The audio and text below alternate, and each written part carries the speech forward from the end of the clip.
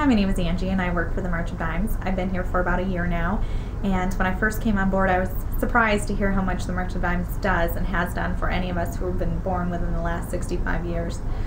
I had personally been touched by a premature birth and had not fully understood all the details, nor did I even understand that it was a premature birth. My best friend gave birth about 6 weeks early, and to a baby girl who was born about 4 pounds.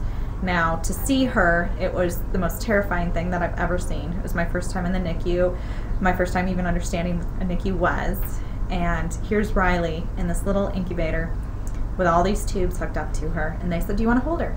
And I thought, oh my gosh, you've got to be kidding me. There's no way. She's so fragile, and how can you hold this child?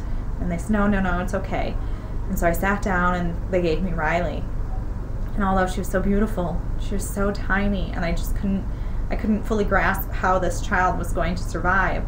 And then I looked over to the child to her right, who was born at 1 pound 8 ounces, and I couldn't even imagine. So we were so thankful that Riley was born at the size she was. However, she didn't seem to have any complications. She had a couple breathing problems. They actually had some oxygen with her for the first 3 years of life. Now she will be 4 in February, and no one would be any wiser to determine that, she ever had any problems at birth.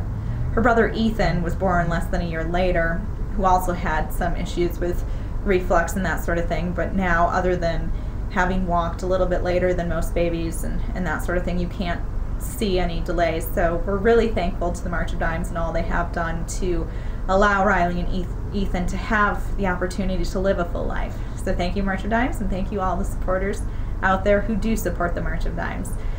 If it weren't for you, Riley and Ethan